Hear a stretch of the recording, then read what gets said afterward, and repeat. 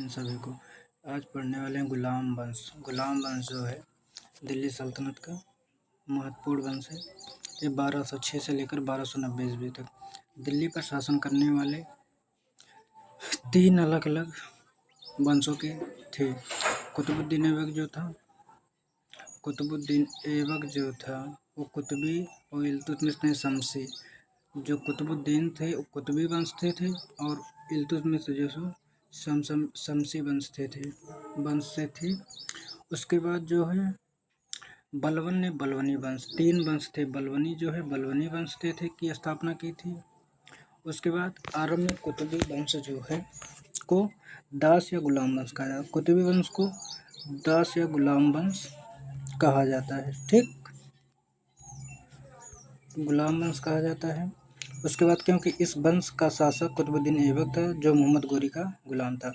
कुतुबुद्दीन ऐबक जो था वो मोहम्मद गोरी का गुलाम था। ठीक, उसके बाद दिल्ली सल्तनत के प्रमुख सुल्तान एक नज़र में देखेंगे।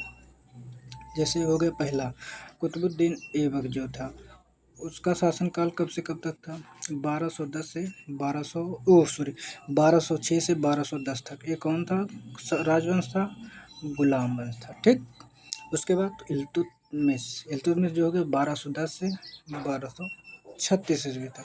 ये कहाँ किस वंश से था? ये भी गुलाम वंश से था। उसके बाद रजिया सुल्तान 1236 से 1239 तक, ये भी गुलाम वंश के थे। ठीक, उसके बाद मुइज़ुद्दीन बहराम शाह, ये जो 1240 से 1242 गुलाम वंश। ठीक, उसके बाद जो हो गया अलाउद्दीन मसूद शाह था। ये 1240 से 1242 तक गुलाम वंश ये भी था। ठीक, उसके बाद अलाउद्दीन मसूद शाह, ये भी जो था 1242 से 1246 तक गुलाम वंश। ठीक, उसके बाद नसरुद्दीन महमूद 1246 से 1265 तक गुलाम वंश ये भी है। बलबन जो हो गया 1265 से 1287 गुलाम वंश। ठीक, बलबन जो है 1265 से 1287 गुलाम वंश ये भी था। ठीक, ये जो है बहुत महत्वपूर्ण है। ठीक।